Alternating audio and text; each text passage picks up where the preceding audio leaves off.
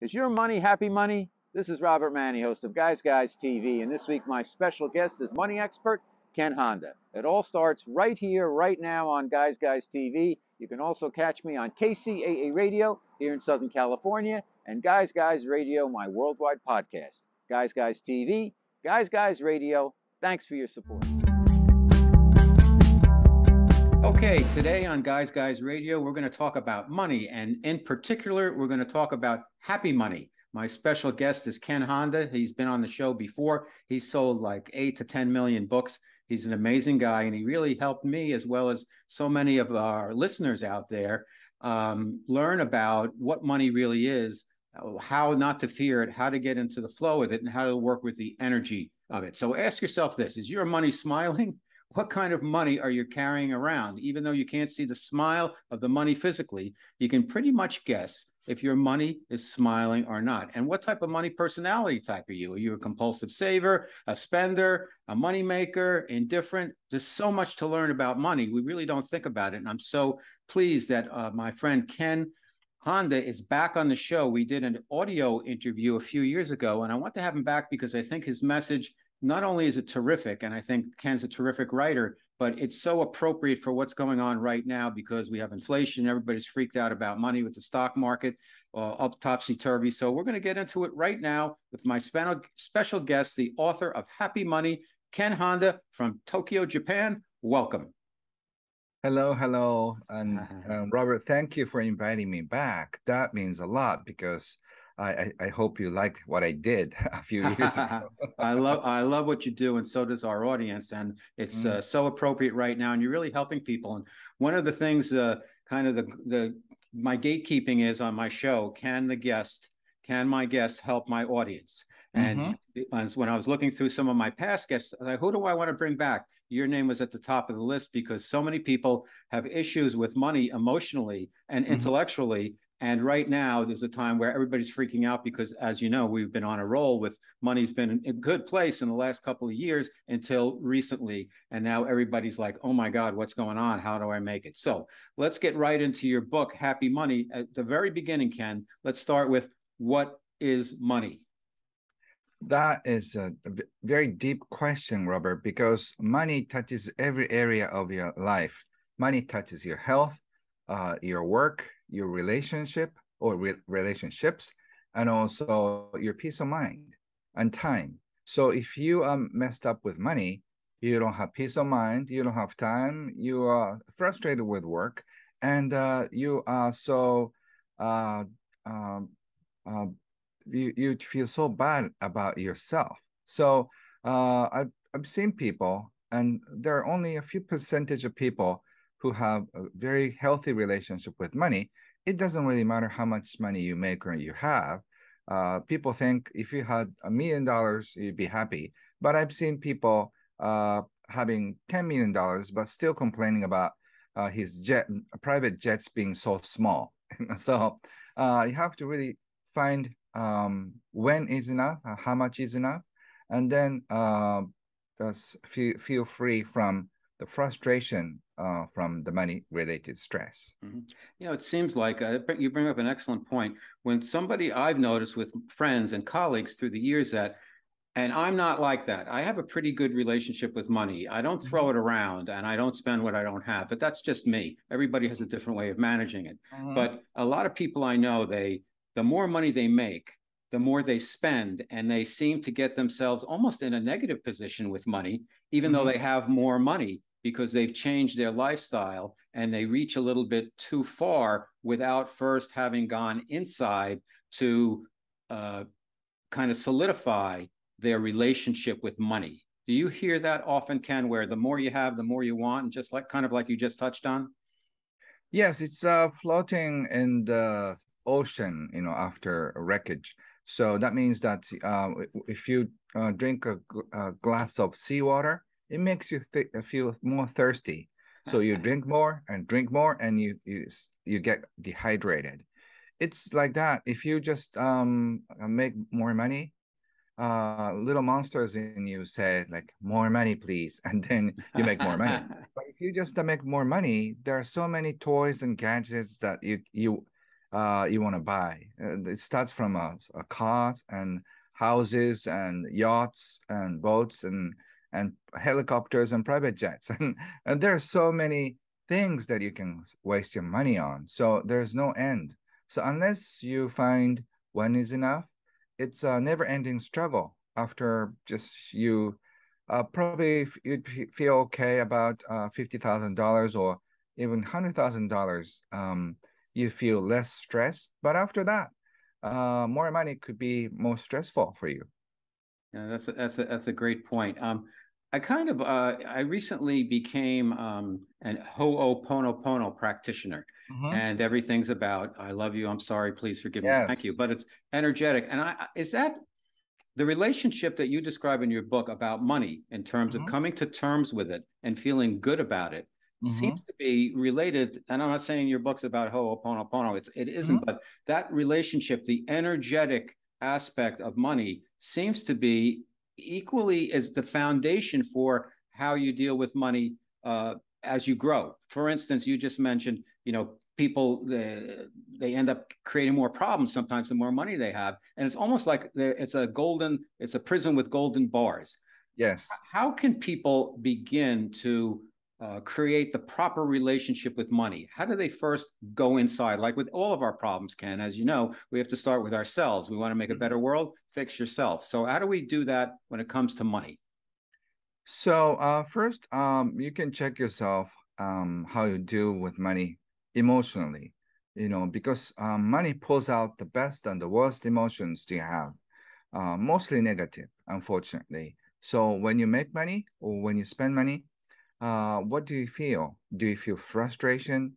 Do you get irritated, or do you get desperate? Do you feel sad? And that is just money-related stress. And just think about the source of all this emotional stress. Where do they come from? And when you pay bills and you feel squeezed, that means you don't believe that you have a capacity to make more money.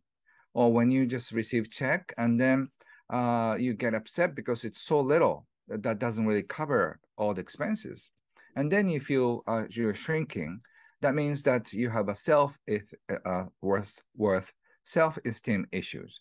So depending on what kind of feelings, emotions you have, you can identify your problems. Uh, like wealthy people or kids of wealthy parents, they tend to feel guilty of the money they receive because they don't feel that they deserve it. So if you're wealthy and if you want to teach your kids, um, you have to leave money without any guilt. So those emotions are very tricky because it stays with you for the rest of your life unless you do a proper healing or cleansing of all the emotions. Now, you mentioned also, and we're jumping around a little bit, but that's okay. I just want to have a conversation here about ancestral money relationship, how it can be Mhm. passed down from grandfather to Yes. father to Mhm. son. And it's important that we break that cycle if it in fact is a negative one. Yes, indeed. I've done a lot of studies of very wealthy people, and it's very interesting because their grandfather was once very successful, but then they lost everything. That impacted their parents, their father or mother side, so much. So they became a big company employee or government bureaucrat because it's safe and stable. But the funny thing is, this thing skips generation. So somehow the son or the daughter of a very conservative parents who are both government bureaucrats like teachers, Mm-hmm. and they become very rebellious to their parents, so they become exactly like their parents, which is their grandparents. So they become entrepreneurs.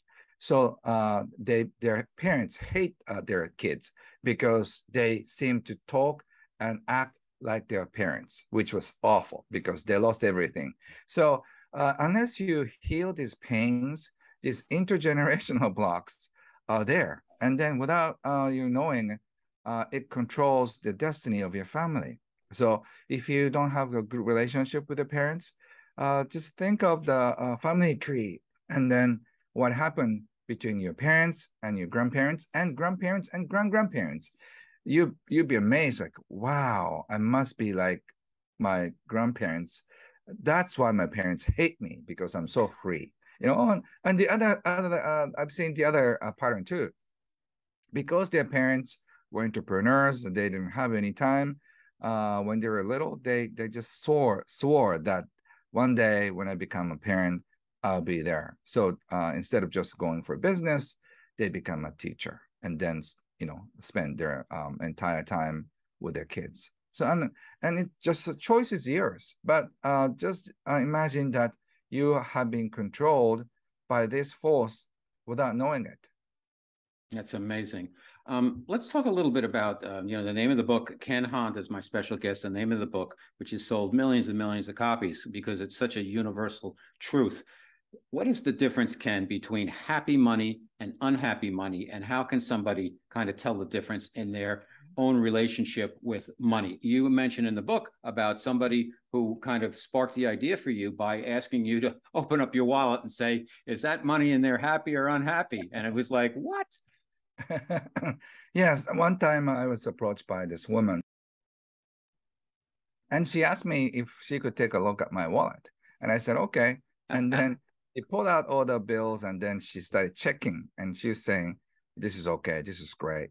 Okay. And then she put them back and handed back to me. And she said, Ken, you're good to go. And you passed the test. And I said, what is it? What is the test? And she said, all your money is smiling. That means you must have made a lot of people happy and then receive money. And she said, on the other hand, if you're taking advantage of other people and make money, your money is crying in your wallet. And I was, whoa, what? But it sounds so interesting. And she said, she introduced me as she's a psychic. She sees things differently. And that really got me into thinking. And I thought of a few friends whose wallet, I'm sure their wallet, their money is not smiling. Or my other friends, definitely her money is smiling. So even though you cannot see the physical smile, you can tell if somebody's money is smiling in the wallet or not. Speaking of which, when you meet people, and since you've written the book, I'm sure you've met thousands upon thousands of people, and everybody has their own personal relationship with money. And I'm sure you have gotten your psychic abilities, if you will, your intuition kind of dialed up Yes. because of that. What do you find the most prevalent relationship people have with money? Is it fear? Yes. So I just came back from the world tour. I started from Helsinki, Finland, and Sweden, Germany, and the US and Australia and back. The biggest energy I feel is fear, because of the what's happening in Europe. The gas prices and electricity are like getting doubled and tripled in some parts of the world, and people are beginning to be squeezed because their salary is not going as high. So I think the frustration and fear are the most common emotions, negative emotions that that we carry.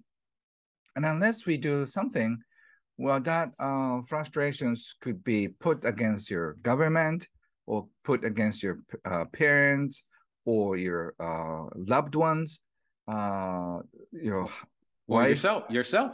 Yes, yourself too, your wife, husband, girlfriend, boyfriend, that you want to care about.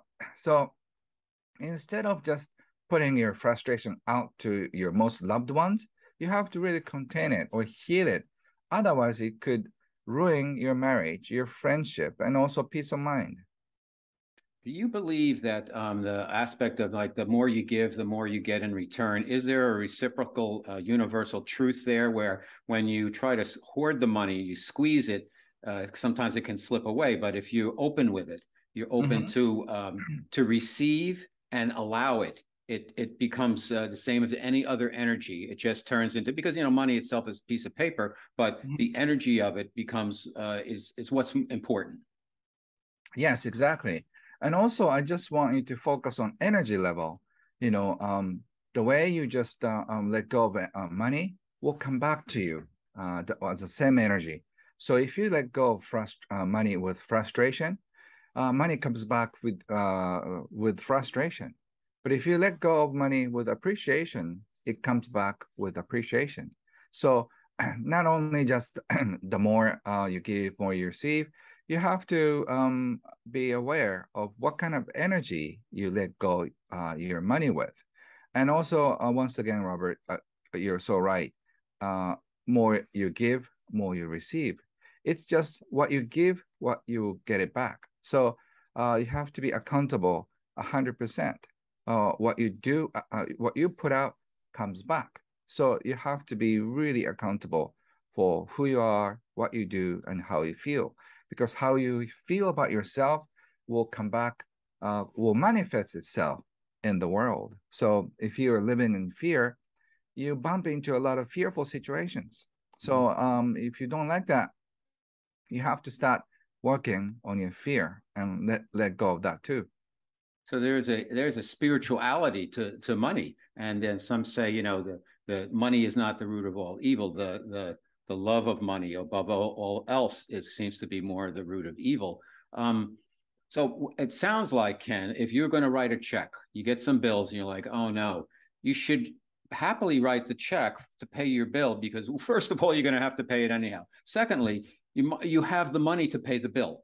That's a good thing. And when you start to look at things, the positive, I got this bill, it's for my car payment. Again, it's taken me forever to pay for this car. But you say, hey, I have a car, I have the money to pay my monthly payment, and I'm going to pay it happily. Thank you. And send it out there. It seems like that assuages a lot of that anxiety that people have about money.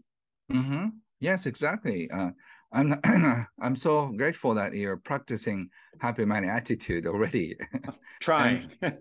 that gives me a joy, and also that will give you a joy, because when you pay somebody with appreciation, you care for the people, you care for the mechanic, you care for the people, for the mechanic's family, because that money you're paying will become his or her kids' lunch money.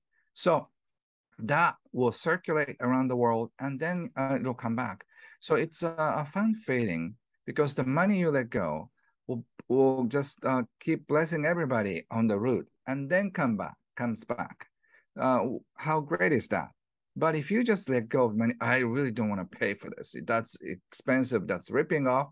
That funny frustration goes with the money, and he or she will pay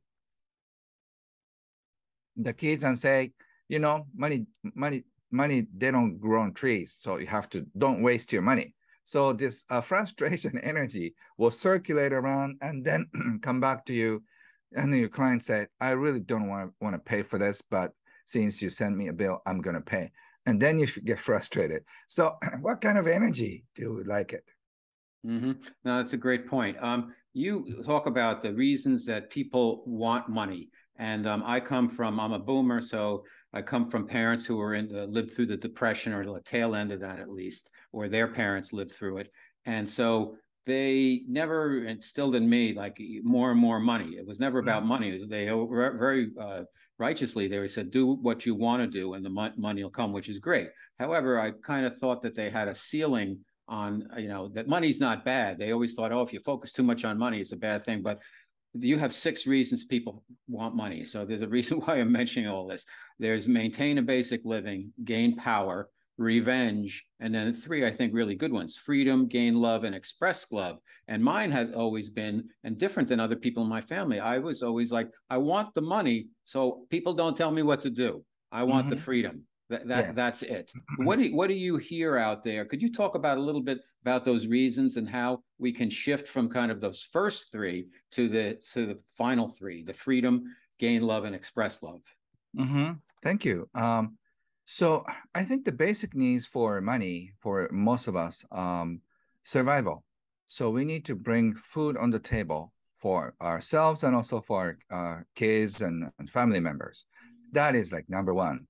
So if that gets threatened, we're going into a fight or flight mode, which is a lot of stress. So I think the goal should go beyond the level of survival. That would be probably from 30,000 US dollars to 90,000 US dollars, depending on where you live. So if you live in a countryside, you may not need so much because you can grow your own food and veggies. But once you go past the survival mode, now you can relax and then start thinking positive about money. So I guess you have to go beyond the basic survival mode level, which is very hard these days. So you have to come up with creative ideas to spend less and make more. So as a family, you're in the same boat. So you have to work together. Otherwise, in your family, there will be like a management workers this conflict, like in everyday world. You know, parents said, "I cannot give you any raise," and kids are saying, "We are going on strike." You know, so that kind of thing That's my could son. happen. Yeah, that could happen. So you have to remember you're in the same boat. So you start talking about money freely because your kids think that you're ATM, you know, that ask and then the money will be given. You know, it's interesting. We're doing our best to teach my son about money, and people give him money and relatives and this and that. So Mm-hmm. he's into, like, now he's into baseball cards and things like that. So I tell him, okay, I gave him a little wallet. I said, Mm. put some of your money into that wallet, and then we're going to go to Target or whatever, wherever they sell baseball cards, and you can buy your own Hot Wheels or baseball cards, or whatever, but it comes out of your wallet and you'll be spending your money. And it's teaching Mm-hmm. him the value of money, and that it's good to, because I noticed he was kind of hoarding things, and Mm-hmm. particularly money. And I wanted to get him to start put it out there and teach him that, and from your book, you put it out there, then it comes back to you. Do you find that what's the attitude that you find through your work with children in terms of how do they initially start seeing money? Is it through the eyes of their parents, or are they inclined on their own to see it in their own way? So kids start to see their own reality when they're about 4 or 5. Uh, Almost 20 years ago, I used to do a volunteer work at my daughter's kindergarten. And right just before Christmas, you know, we celebrate Christmas. We're not Christians, but we celebrate Christmas as like fun holiday thing. Sure. It's a marketing thing, right? Mm-hmm. And then I casually asked one boy who's about 5 or 6, and ask him, what kind of present do you want to have? You know, it's just a casual conversation.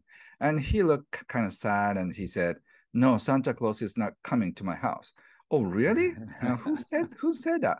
My mom. What did she say? We are so poor, so Santa Claus is not coming.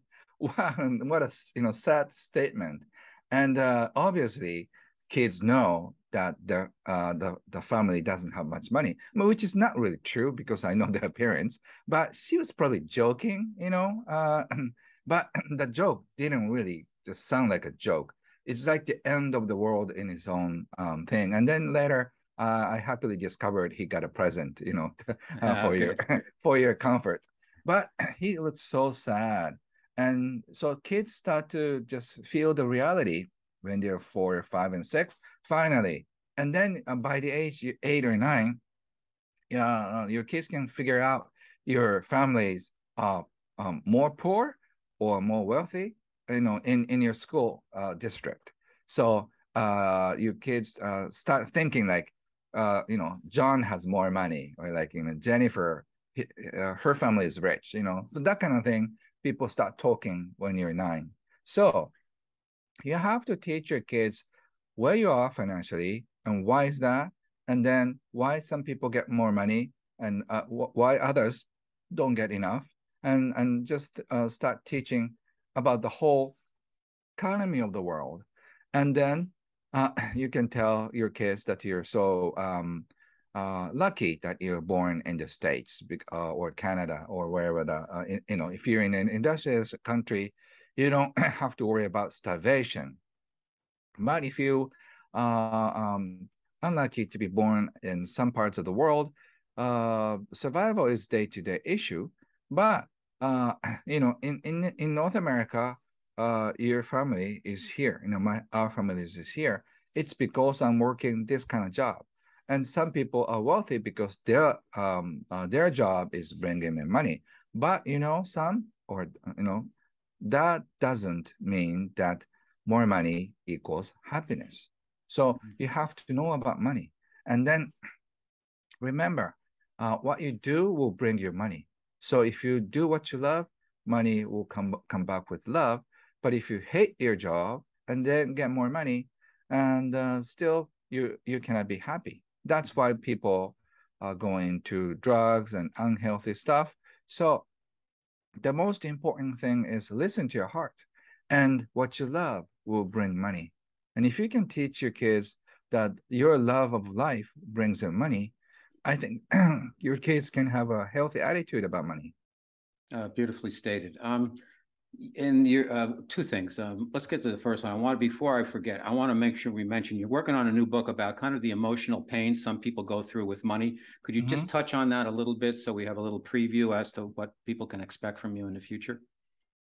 Yes. So I'm writing a book called Heal Your Money, Heal Your Life, about healing your money wounds.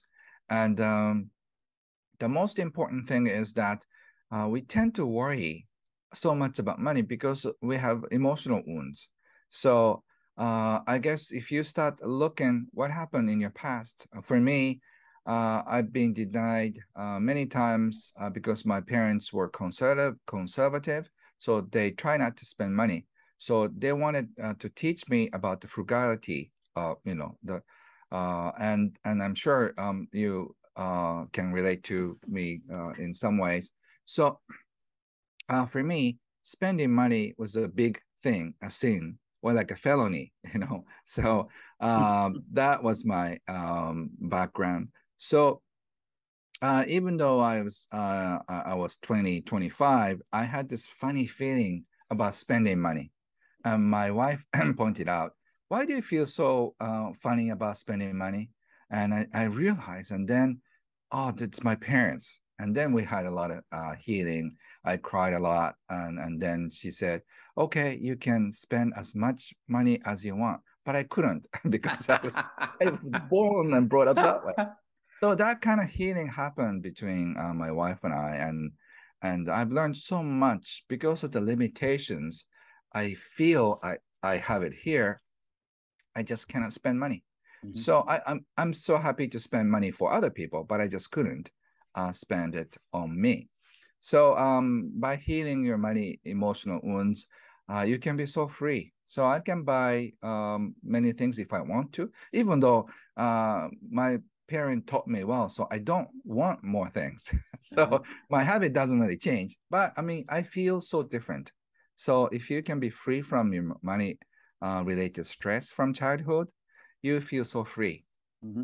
Now, you mentioned in your book, I think one of the core tenets is an intellectual quotient, the IQ about money, and the EQ about money. And this, to me, it's all about relationships, and this transcends money. It's like interpersonal relationships, romantic relationships. It's not just the left side of your brain. You have to have the right side also. You have to be.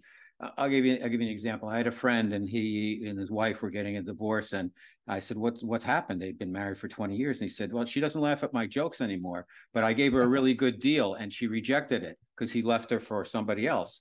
And I said, it's not a business deal. I said, you're looking at it, this is an emotional issue. So that intellectually, what he was saying was true, but emotionally, what he was saying was, well, it was truthful about how he felt, but it was not accurate, if you will, or wise about how do you look at the relationship and the divorce proceedings, if you will, because it's an emotional issue. And I would think the same thing, and it has to do with money also, particularly with divorce. But talk to us a little bit about the importance and the differences between financial IQ and EQ.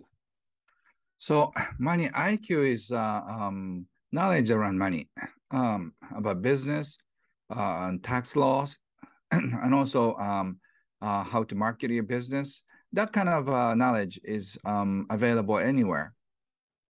So Financial intelligence can teach you how to invest, how to make money, how to save, how to protect, how to multiply your money.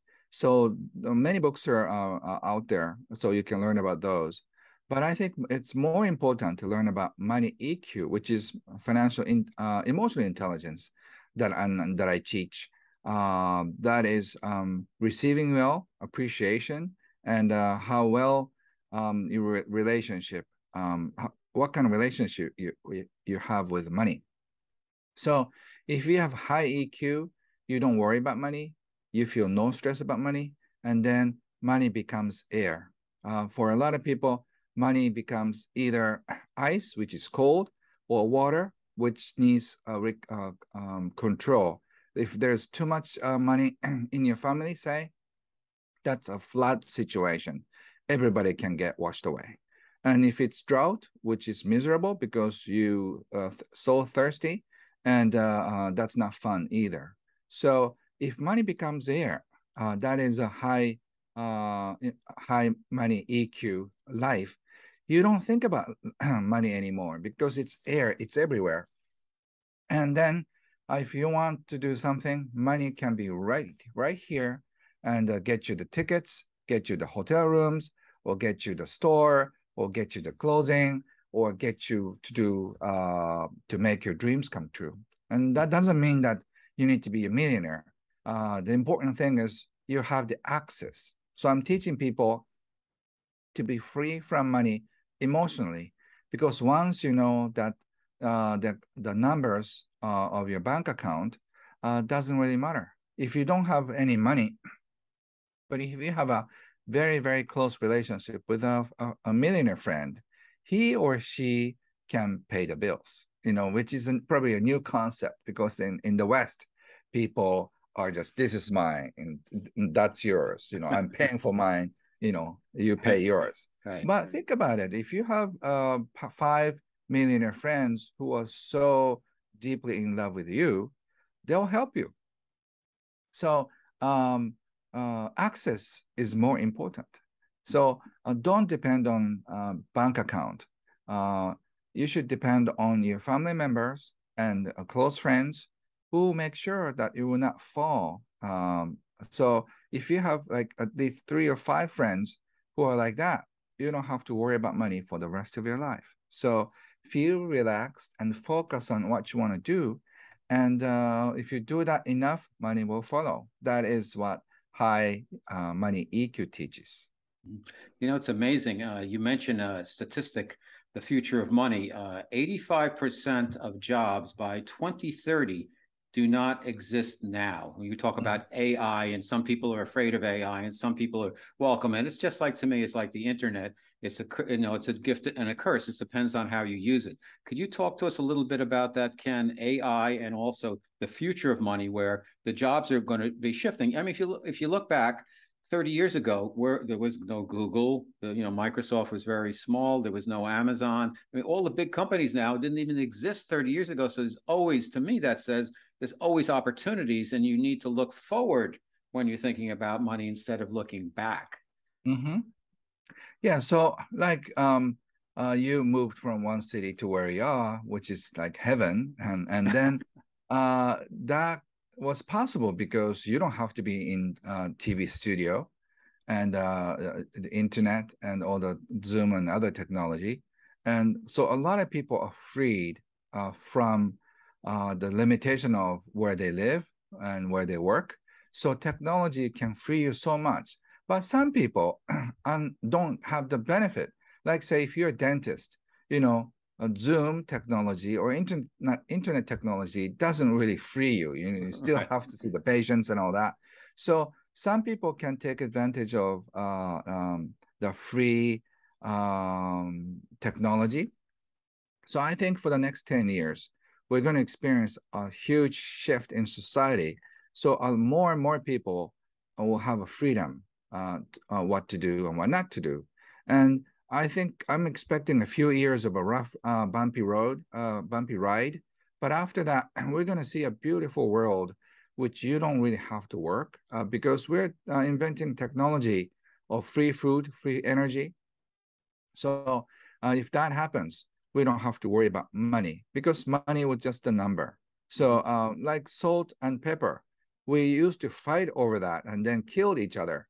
But who will fight for water and who fight for salt and pepper?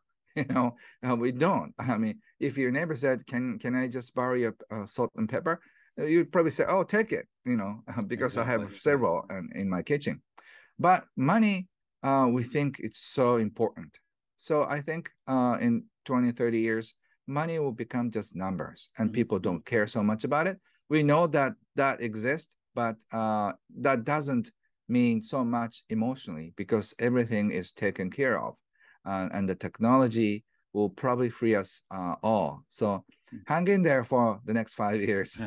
Yeah, I think you're right. It's going to be bumpy, but it's going to get better. Now, we live in different countries. In Japan, you have, it's a very hardworking society. Everybody's kind of driven to work in the cities. You have some of that here in the States, but it also, there's more land mass, so it's more spread out, and people are starting to go off the grid, etc. I don't know if that's happening in Japan yet, but how do you see the changes occurring, these evolution in a country like your own versus in some of the Western countries where people have a little bit of money stuff? I mean, everybody says that there's so many people living paycheck to paycheck, which could be true, but I think there's opportunities here in the States where with remote working and different types of jobs, you don't have to be in the urban center as much as you did in the past. And it's a little bit more elastic in terms of how people will be working. That's kind of accepted. It's going to change, particularly after COVID and the beginning of the remote working.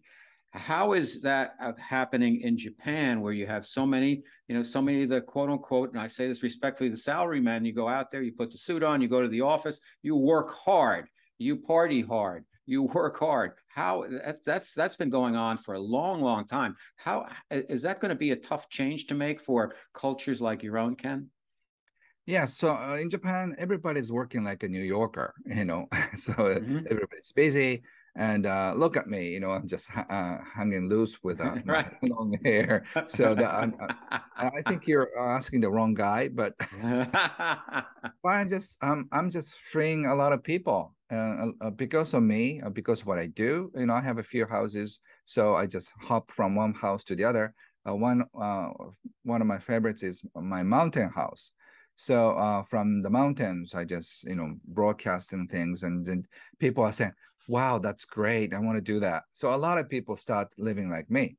So there will be a trend from people moving on. Actually, Tokyo experienced the first time that more people going out than coming in. So people are moving out.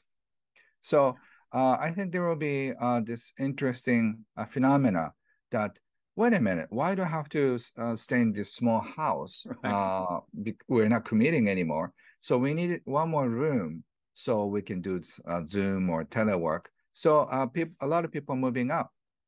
So this trend is happening, and the more people are free from regular commute.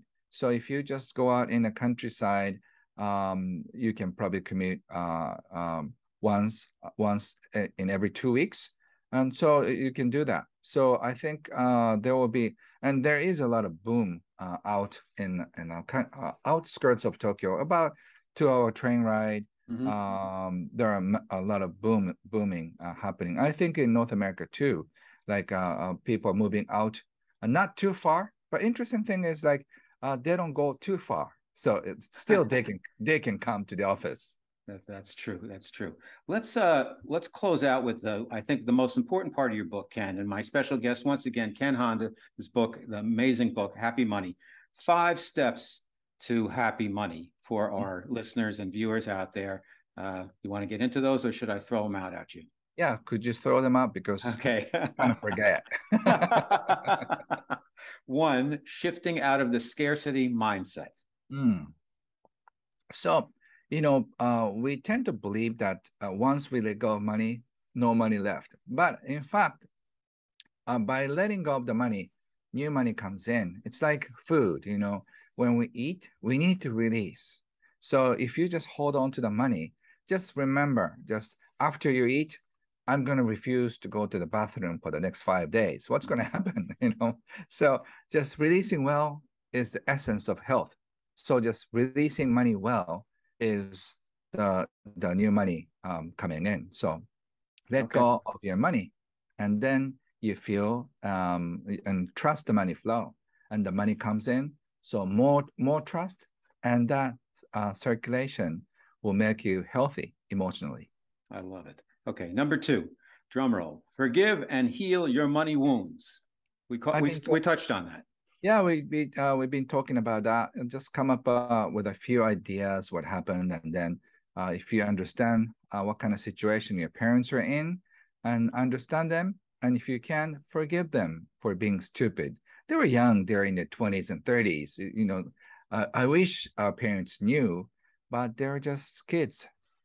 Yep, they're human beings. I think at a certain point, everybody comes to terms with that. I remember where my parents, like, I worked at a Swedish car company, Volvo, and I could buy the company car, and they said, no, don't buy the car. And then I was going to buy a small apartment in the city. Like, don't buy the apartment in the city. And I was going to buy a house. Don't buy that house. It's old. And I'm like, geez, if I listen to them, I'll end up living in my room the rest of my life. So I actually cut them. It was good news because I said, I love them, and they're trying to help. But the message to me is start to make your own decisions and trust them. So number three is discover your gifts and Mhm. get into the flow. It's a little bit of a segue, but the point Right. is find out what you love to do and then just be comfortable with it instead of just being reactive. Yeah, so just come up with what you're good at, because that's what the world needs you. So if you start sharing your gifts, could be your writing, could be your speaking, could be your connecting people, could be creating something online, that will bring you money. Trust life, number four. And I think that's oh so important. It's one of the aspects of your book I really love because it's not about the dollars and cents with the money. It's about your relationship with money. And one of the most important relationships we have for anything is trusting in life and how it works and not just being afraid and not just reacting to everything, but getting in connection with the universal flow. Mm-hmm. Yeah, so trust in life is the hardest one because we have a hard time. We have trust issues, and especially if you're living in big cities. But think about it. You worried about so many things, but think about it. How much did come reality? 95% of our worries never happen. So, and if 5% bad things happen, deal with it. But don't waste 95% of your energy wasting for your sleepless nights. So sleep well and then get ready for the 5%. And 5% may not amount to enough, so much about things. And then you don't have to worry about for the rest of your life. So when you start worrying, just come up with a system. So pinpoint what's bothering you, and just think about it. Is this really happening? Probably not. So you can let go. So please learn how to trust in your life. That is the most important skill you can teach your kids. By the way, if your kids will not worry about anything, that's the biggest gift you can give to your kids. Oh, beautifully said. And last but not least, say arigato all the time, as I say to you, Ken Honda. Thank you for being on Guys Thank you. Radio. And when your new book's done, please come back. Please tell everybody out there where they can learn more about you, where they can take some of your courses, where they can get your books, and anything else you want to promote. So thank you. My English information is limited. So I do online community called Arigato Living Community. So we meet once or twice a month, and I teach about happy money and how to discover your gifts and how to multiply them. So this is an international community from 15 different countries. So we meet at different time zones. So some of them are North Americans, South American, and some of them for European and Africans, and for Japanese and Chinese and Australians. So I'm enjoying this community. So if you want to learn more about free information, you can visit kenhonda.com. I'm translating a lot of information up there. So and I'm going to start another world tour. So I hope to meet you in person somewhere, That would because be great. that was so much fun when I did the world tour. I met a lot of great people in Europe, US, and Australia, and they're incredibly beautiful people. So I look forward to meeting you in person. Fantastic. Well, arigato. Ken, keep doing the work you're doing. You're really helping the planet. And thank you. I consider you a friend, even though we don't know each other very well, but I just can connect with your work. And I love the fact you're helping people with something that they struggle with every day. And the way you're doing it is to get them to look at it from a very different angle and perspective. And I think it's really positive. And please keep going on these world tours. Please keep doing what you're doing. And arigato for being on Guys Radio again, Ken. Ken Honda, everybody. Thank you. Thank you, Robert, and everybody. I'm giving you all my blessings and love to you. Enjoy the content and guests I bring you each and every week to Guys Radio and Guys TV. Please support us by subscribing to our channels. Thank you.